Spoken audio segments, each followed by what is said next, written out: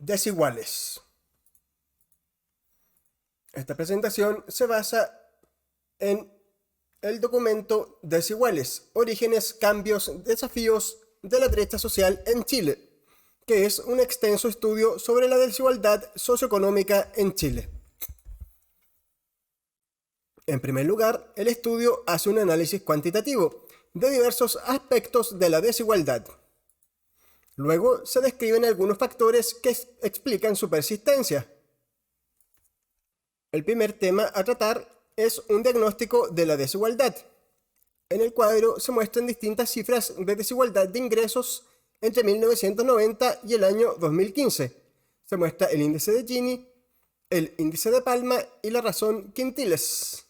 El índice de Palma muestra el porcentaje de los ingresos en manos del 10% más rico de la población, dividido por el porcentaje de ingresos del 40% más pobre de la población.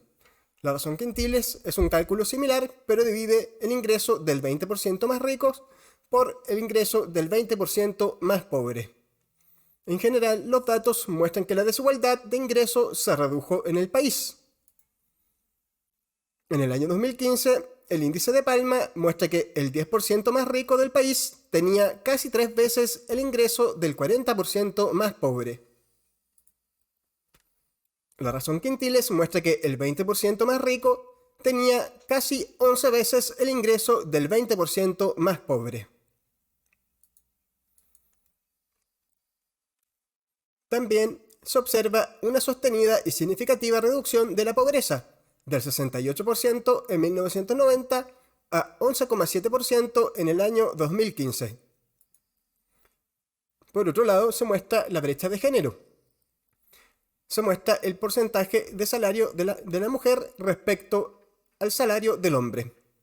Se encuentra que la brecha de género se ha mantenido relativamente estable. En el 2015, las mujeres ganaban el 85% del salario de un hombre, en promedio. El siguiente cuadro muestra algunas medidas de desigualdad ocupando datos de los registros tributarios. Por ejemplo, se estima que el 1% más rico de la población recibe un 33% de los ingresos.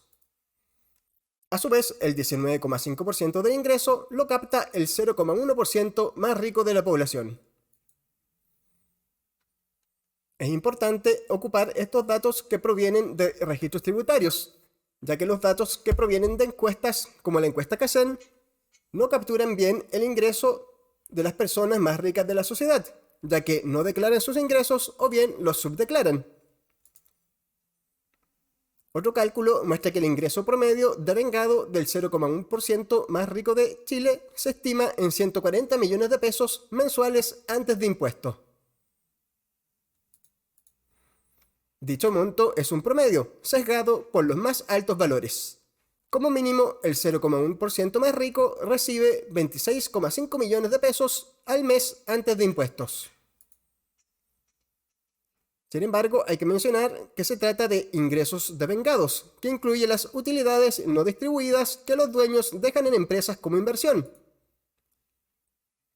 La mayor parte de estos ingresos entonces corresponde a utilidades retenidas, que son reinvertidas en las empresas. Así, contribuyen al crecimiento económico, pero también a aumentar la riqueza de sus dueños, en forma de activos productivos y financieros. Salarios bajos, el segundo tema a tratar. Se encuentra que la alta desigualdad en parte se explica por los bajos salarios que afectan a un gran número de trabajadores. Los investigadores definen un salario bajo como aquel insuficiente para cubrir las necesidades básicas de un hogar promedio, en ausencia de otras fuentes de ingresos. Es un salario tal que no permite a un trabajador mantener a una familia de tamaño promedio sobre la línea de la pobreza. Se encuentra que la mitad de los asalariados obtenía un salario bajo en el año 2015, lo que representa un porcentaje muy elevado. Este gráfico muestra la probabilidad de recibir un salario bajo en relación al nivel de escolaridad. Se encuentra que la probabilidad de recibir un salario bajo disminuye con el nivel educacional. Es decir, aquellos que no tienen ninguna educación o a lo más tienen educación básica, tienen mucha más probabilidad de tener un salario bajo que aquellos que tienen educación universitaria completa. También se encuentra que las mujeres tienen una probabilidad un 10% superior de recibir un salario bajo. Asimismo, se encuentra que la brecha de género es mayor en niveles bajos de escolaridad. Estabilidad laboral. Se encuentra que la estabilidad laboral está fuertemente estratificada, considerando un periodo de 132 meses, es decir, 11 años, se registró el número de empleos formales y el porcentaje de meses con empleo. Esto se muestra en la primera columna y en la última. En la primera columna del cuadro se muestra la cantidad de meses en empleos formales sobre un total de 132. En la cuarta columna se muestra el porcentaje de meses con empleo formal y contrato indefinido. La segunda columna muestra el número de empleadores promedio y la tercera la duración promedio en el empleo, en meses. Se encontró, por ejemplo, que los hombres de salario bajo tuvieron en promedio 10 empleos formales y estuvieron empleados el 62% del tiempo, con una duración de 8,2 meses por empleo. Estos datos provienen de la primera fila de datos. También se encontró que los hombres de salario alto tuvieron 4,7 empleos formales y estuvieron empleados el 87% del tiempo, con una duración de 25 meses por empleo. Es decir, las personas de salario alto no solamente disfrutan de mayores ingresos, sino que también tienen una estabilidad laboral más alta. Los investigadores mencionan que las numerosas transiciones de un trabajo a otro pueden incluir periodos de desempleo y trabajo informal, lo que añade una capa adicional de inestabilidad y riesgo a la vida de las personas. Es muy distinto vivir con un salario bajo pero seguro y estable que con salarios bajos en empleos de corta duración, con periodos de desempleo e incertidumbre sobre el futuro. Pensiones. Se encontró que cerca del 50% de los jubilados recibe una pensión inferior a un mínimo, definido como un 70% del salario mínimo.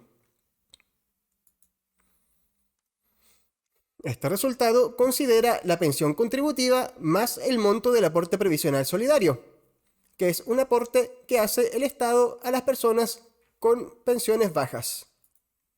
Sin este aporte, un 72% de las personas habría recibido una pensión inferior al mínimo. Percepción de injusticia. La desigualdad genera sentimientos de injusticia cuando se percibe que ciertos bienes y servicios están distribuidos de manera injusta. Dichos sentimientos se concentran en las desigualdades en el acceso a la salud y educación, y en el trato digno y respetuoso. Esas situaciones son las que más molestaron a los encuestados. Esfuerzo individual. Se encontró que la población valora el esfuerzo individual y considera que las personas que trabajan duro merecen ganar más. Se valora el esfuerzo de las personas que han superado la pobreza y el esfuerzo que ha permitido a las clases medias progresar en la escala social. Sin embargo, se percibe que las mejores posiciones sociales están clausuradas para la mayoría, porque las clases altas privilegian a los suyos. La población percibe que las clases altas viven de sus privilegios, no del esfuerzo. Historia. En esta sección se hace una descripción histórica de la desigualdad en Chile. Se encontró que el país ha experimentado periodos de alzas y bajas de la desigualdad, pero en promedio se ha mantenido estable desde mediados del siglo XIX, en un coeficiente de Gini de 0,53, que podemos clasificar como alto. La desigualdad se inició durante la colonia, tras la asignación de tierras del siglo XVII, en que se beneficiaron los españoles y sus descendientes. Esta asignación fue el germen de la clase alta tradicional chilena y de la hacienda, una institución que estructuró una sociedad rural estratificada. A la élite tradicional se sumaron inmigrantes vascos, ingleses y franceses, que prosperaron en los negocios y se emparentaron con las familias de la élite. Otro elemento de largo plazo ha sido la explotación de las riquezas mineras. Inicialmente el oro durante la conquista, la plata y el cobre en la colonia y luego el salitre y el cobre desde 1930. La élite económica se ha renovado, sobre todo tras el cambio de modelo económico impuesto por la dictadura militar, que determinó los actuales grupos económicos. El Estado ha sido clave durante el siglo XX para mejorar las condiciones de vida de los sectores populares, principalmente a través del suministro de educación y salud. Las relaciones de producción no siempre se han dado entre trabajadores y capitalistas, sino que también siempre ha existido una economía informal, en la que los sectores populares producen e intercambian bienes y servicios. Actualmente, la economía informal en Chile es de alrededor de un 30% del empleo. De esta manera, coexisten dos sectores productivos. Uno, empresas formales de buena productividad, altos salarios y que atienden a las clases altas. Y dos, empresas informales de baja productividad, bajos salarios y que atienden a las clases bajas. Por último, se menciona que la desigualdad ha tenido una connotación étnica y racial. Se hizo un estudio que relacionó apellidos de 8 millones de adultos con datos sobre sus ocupaciones, sexo y edad. Luego se construyó un cuadro con los apellidos con mayor representación porcentual en las 3 profesiones más prestigiosas y mejor remuneradas del país: médicos, abogados e ingenieros. A la izquierda se registran estos apellidos, donde se observa que están vinculados a la aristocracia castellana-vasca y de ascendencia inglesa, francesa, italiana y alemana. Por otro lado, en el lado derecho se muestran los 50 apellidos donde no hay ningún solo profesional de prestigio. Se encuentran apellidos mayoritariamente de los pueblos originales, sobre todo mapuches.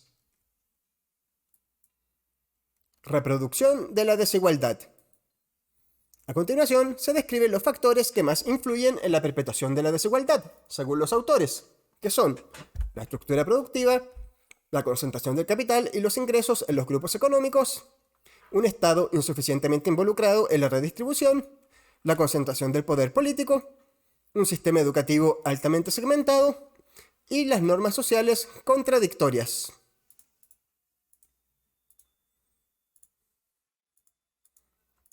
Estructura productiva. Se encuentra que en Chile existen dos tipos de empresas. Empresas de alta productividad, con trabajadores calificados, que reciben buenos salarios y tienen empleos estables. Y dos, empresas de baja productividad, bajos salarios, trabajadores menos calificados y alta rotación. Esta sería la principal causa de la desigualdad en Chile. Se encuentra que la brecha de competencias laborales entre los trabajadores de distintos tipos de empresa tiende a mantenerse o aumentar en el tiempo. Es decir, las empresas de alta productividad tendrían cada vez más trabajadores calificados, mientras que no sucedería lo mismo en las empresas de baja productividad. Lo mismo se observa en la brecha de productividad entre las empresas. Es decir, esa diferencia de productividad ha tendido a aumentar en el tiempo. No ha habido convergencia. Como resultado, el 54% de la desigualdad de los salarios individuales se explica por las diferencias salariales que existen entre tipos de empresas. También se encuentra que la calidad del trabajo varía según tipo de empresa. Por ejemplo, el 35% de los trabajadores que se ocupa en empresas de baja productividad cambian de empleo antes de un año, es decir, enfrentan una situación de alta inestabilidad laboral. En cambio, en empresas del quintil superior de productividad, la tasa de rotación es de un 23%, significativamente menor. En las primeras empresas, las de baja productividad, solo el 57% de los trabajadores tiene un contrato de duración indefinida. En cambio, el porcentaje aumenta al 87% en las empresas de alta productividad. Es decir, la calidad de los trabajos o de los contratos es mucho mayor en las empresas de alta productividad. Grupos económicos. Las grandes empresas del país proporcionan cuantiosos ingresos a sus dueños, sus plantas directivas y profesionales, y aquellos que les ofrecen servicios legales, financieros y otros.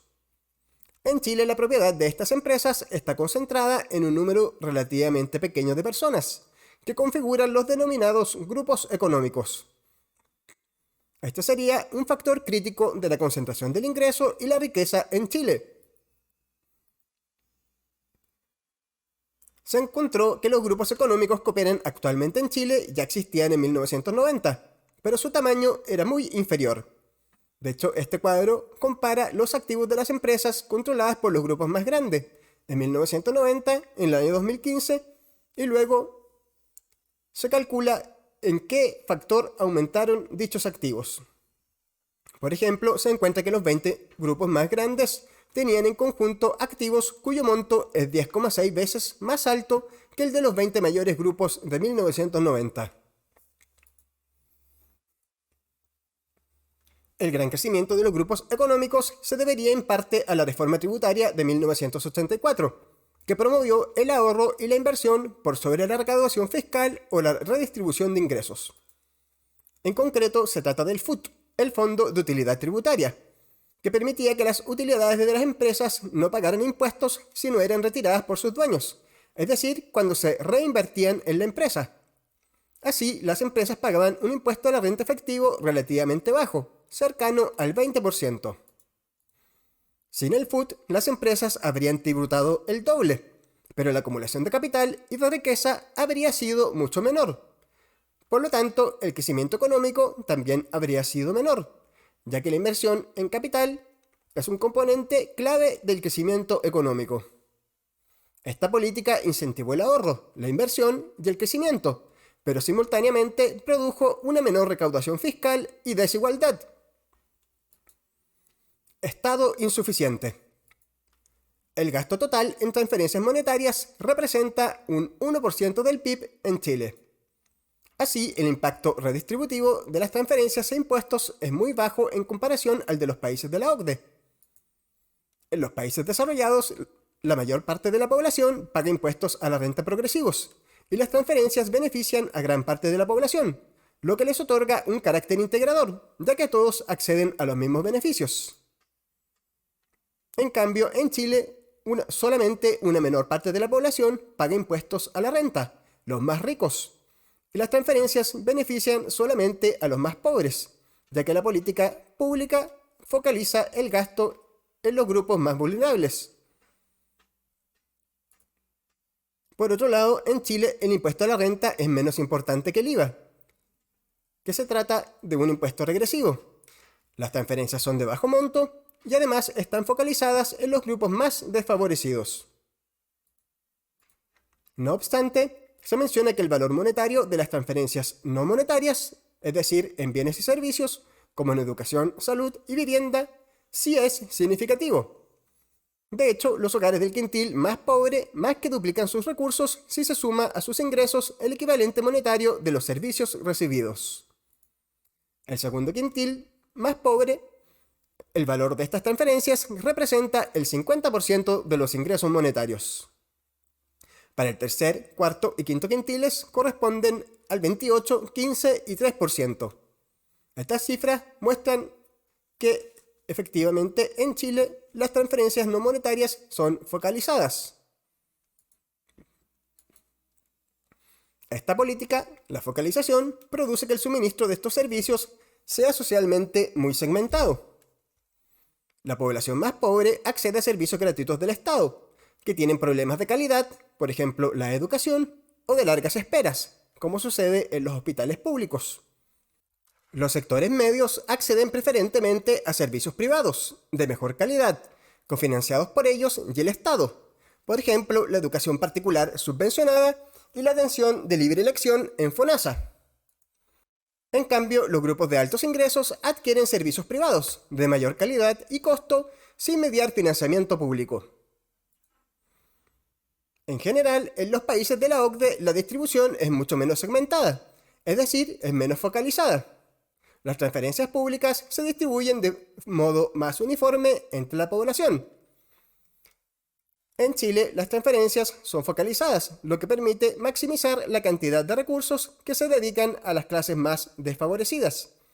Sin embargo, esta política que ayuda en menor cantidad a la pobreza, también produce una menor cohesión social, lo que es un impacto negativo y no deseado. Poder político. Los grupos de alto estatus socioeconómico están sobrerepresentados en el poder político.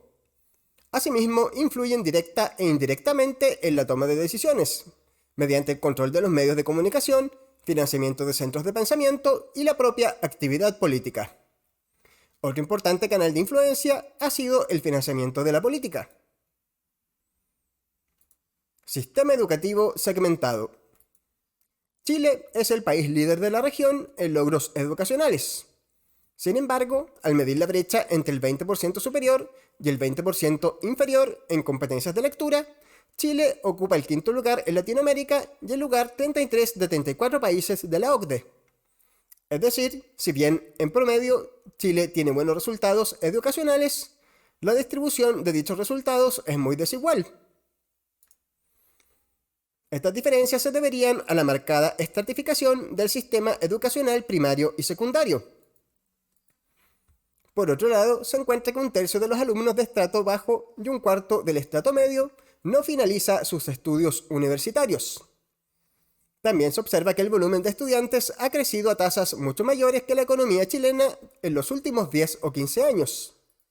Por lo tanto, es probable que el país no pueda proveer empleo para todos los egresados. Normas sociales contradictorias. En el país se valora el esfuerzo y la meritocracia, pero se critica a las clases altas por vivir de sus privilegios. De la misma manera, se estigmatiza a los grupos más bajos de la sociedad, mediante la asociación entre pobreza y falta de esfuerzo. Se le da un gran valor a la educación como mecanismo de movilidad social, minimizando otros principios de justicia, como el enfoque en las necesidades de las personas. Por último, se menciona que la meritocracia individualista socava los principios de solidaridad e integración social, que son la base de las sociedades más igualitarias.